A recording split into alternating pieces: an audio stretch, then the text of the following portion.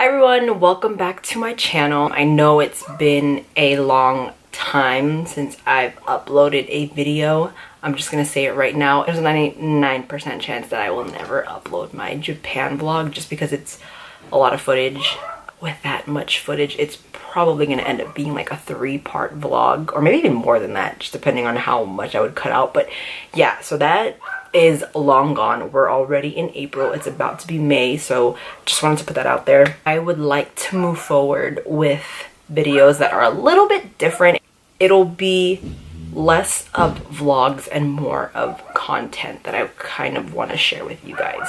One would be like story times or any kind of like skincare makeup items that I'm currently using. I think more of just me sharing more of my personal life through experiences that I'm kind of going through or have gone through. I do apologize about the reflection in my glasses.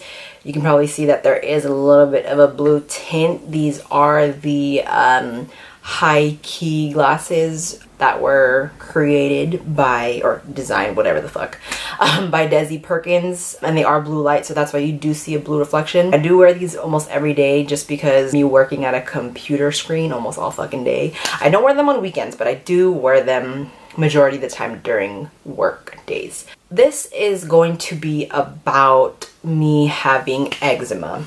I'm pretty sure eczema is common. I don't know, maybe that's just my misconception, but for those of you that don't know, eczema is basically a kind of like a skin allergy, and from my understanding it's actually a immune disorder. I think what ends up happening is that your immune system detects an allergen or like an irritant, and what ends up happening is even if that item or that thing that is coming into contact with your skin is not like actually an irritant, your skin can become inflamed and it's trying to protect that area that came into contact with whatever that item or particle or object is. That's what my understanding is. I could be completely wrong. I literally looked that shit up on Google. So these last few weeks have been really rough with my eczema, and I actually suffer from nasal allergies as well. So just that has been really bad, and the itching for my eczema has been really bad. And actually a few weeks ago my eczema got really bad to the point where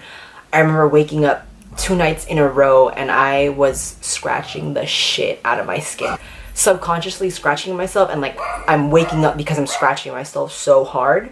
And I remember waking up and kind of panicking, like I thought I was bleeding because it just, I guess I was just scratching for that long and didn't realize it until I was like waking myself up. So at that point I was just like kind of ignoring it, but I did start to notice that my hand, so it basically happened on this hand. I don't know if you can see, but there's a little bit of like a dry patch and it's a little red. But what had happened was there was a little bit of discharge. I don't want to say pus.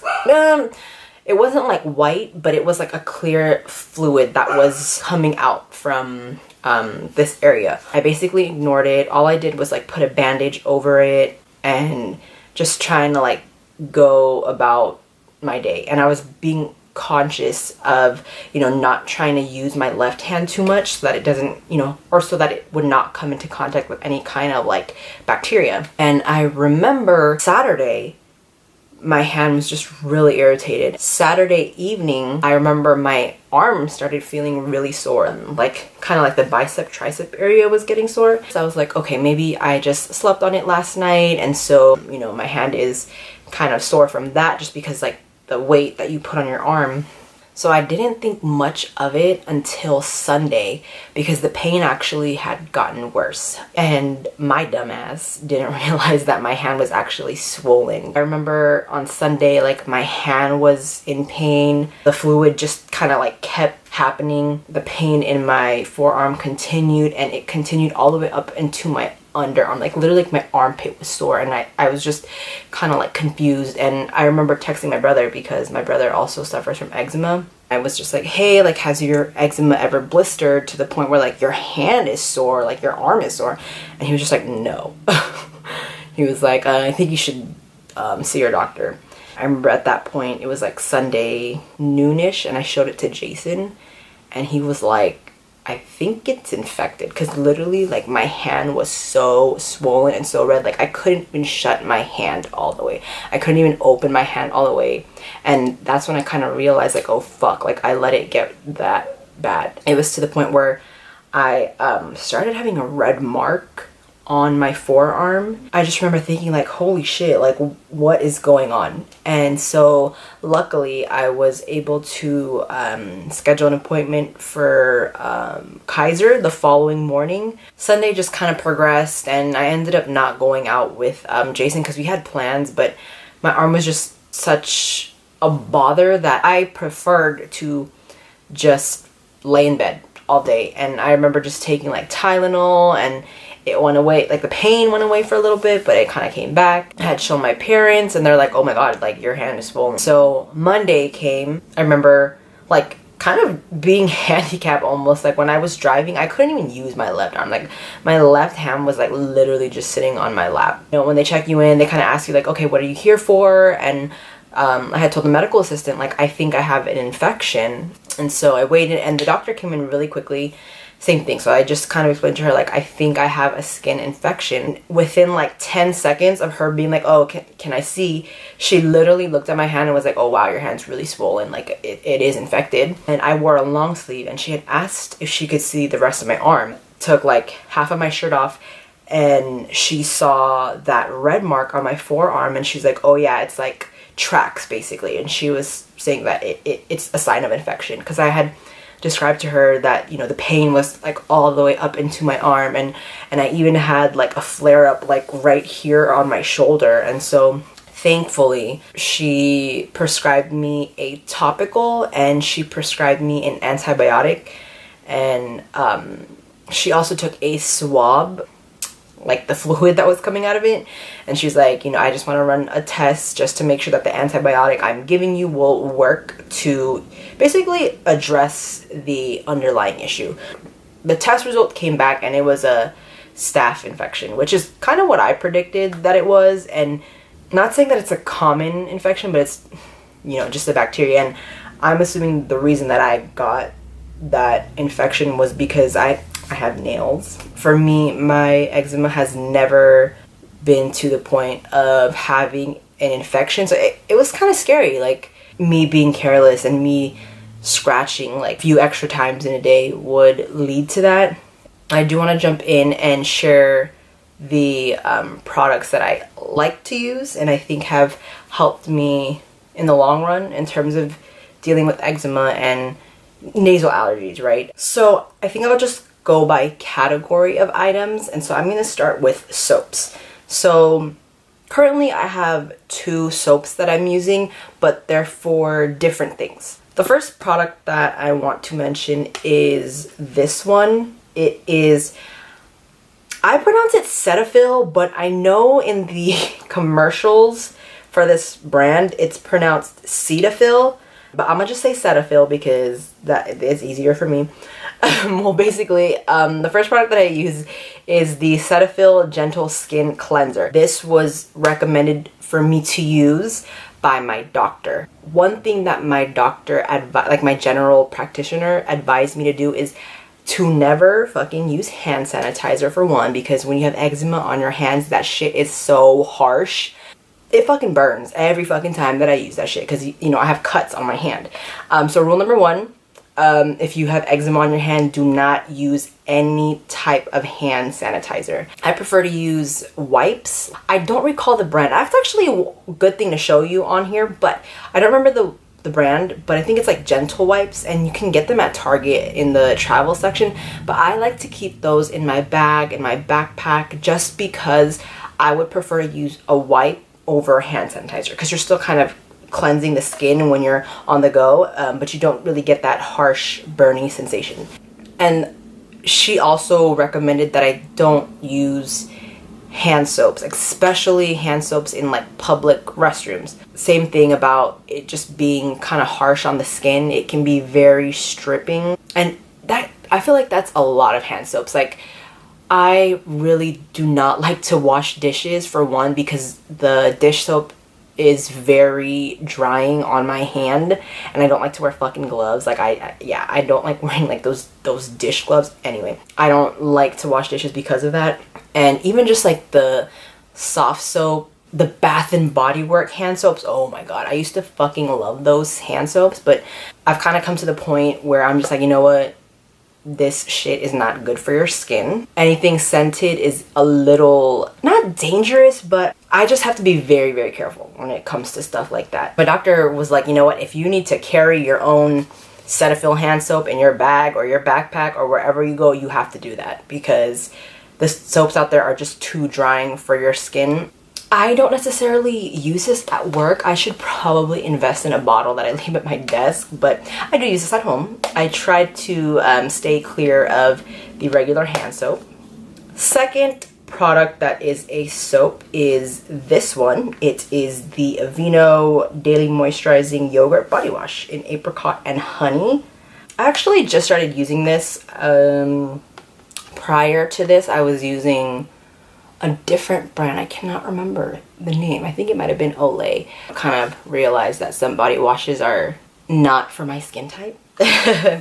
So I really like Aveeno just because it's very gentle. The scent is very mild. I don't feel like my skin is strip dry, because I actually have a Kiehl's bar of soap, and I remember using that just a few times, because at the end of each shower when I use that soap, my skin just felt so fucking tight, and it doesn't feel good to have, you know, your skin, especially where you have eczema, like on your legs and on your arms, like to have that tight sensation, it doesn't feel good. Like it's actually kind of painful sometimes. I'm probably gonna try other kinds that are within this realm of like just being gentle. Next category would be lotions. The first one that I have is the Eucerin Advanced Repair.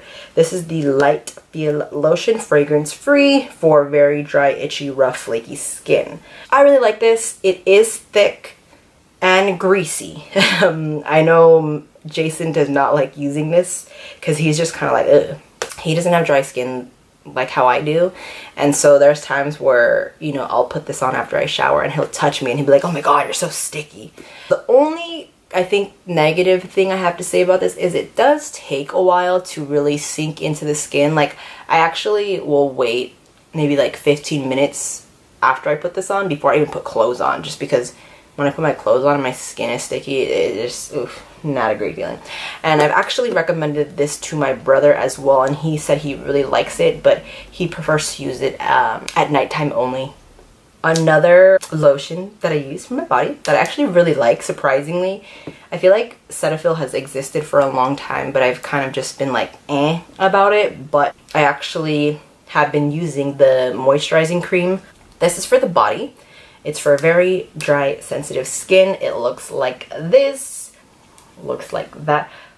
So I really like this also for after the shower. I feel like with this one, maybe I'm just not observant enough, but I don't think it's as sticky and greasy as the Eucerin one. Like, I feel like with this, I don't need to wait 15 minutes before not changing, but I feel like I can put my clothes on right after I apply this and it doesn't feel sticky. The one lotion that I am missing that I need to purchase is the Cortizone. Like, it comes in a squeezy tube and it's red. They also have one for psoriasis, but anyway, I ran out of that. I really like that, especially for my hand. I noticed with that, it's better to use overnight just so it's sitting on your skin for a longer period of time, and I feel like it really works. Like, I'm pretty sure it's medicated, or, well, it has cortisone. So, yeah, that one is my favorite. The last two products that I'm going to show you are medication. There's actually one more type of medication that I'll just kind of talk about that I don't have on me, but it's basically allergy medication. Currently I'm taking Claritin, but my doctor did recommend taking Zyrtec just for kind of like that all-day relief, because I do, like I said, I suffer from nasal allergies. I do suffer from itchiness of the skin for my eczema, and so the doctor recommended that I use an allergy medication to really relieve those symptoms. This second product, this is the generic version. Sometimes, you know, when I go to Target, I'd rather just buy the Target version or the Target generic brand. But this is the Allergy Relief Nasal Spray. It looks like this. You just cover one nostril, inhale, spray, exhale through the mouth, and then you know, make sure you do it in both nostrils. But I love this stuff. I actually, when I was younger, I was prescribed a nasal spray like this from my doctor, and I actually really enjoy this just because I feel like it just kind of like clears your nasal passage. So yeah, I actually really like this. But this one you also don't necessarily need a prescription for, but when I first got my hands on it, it was a prescription. But yeah, you can just buy this at Target, Rite Aid, CVS. So this next product I'm going to talk about, you cannot get over the counter. This is a prescription only, to my knowledge. I've actually been using this product for years just because my dad has been prescribed it. Jason has been prescribed it for a skin thing he was dealing with. I've also received one of these from my aunt because she knows that I have eczema. She's like, oh, I get a lot of them. You know, you could just have this one. Fluocinonide Cream looks like this. Works very well. Works well when you use it. I have this tendency where I'm just kind of like slacking on this shit, so by the time I start using it, my eczema is hella fucking bad and flared up. But I need to get better at using this because this shit is pretty good. I just wish she prescribed me a larger size. I think she was just kind of like thinking like, oh, you know, you're having your infection and your flare up, you're just gonna need it for a little bit. But eczema is not curable. It's something that you do have to deal with. It is something that you have to really not strategize, but you know, you gotta find the products that work for you and find the products that will really help you kind of get relief from those symptoms. But yeah, that's kind of where I would like to end the video. One thing I will say is I'm very thankful that it's not on my face. Knock on wood that does not happen. I'm very like into skincare, and I want to actually do this outro as quickly as possible because the dogs are going crazy. So thank you for watching, and I will see you in my next video.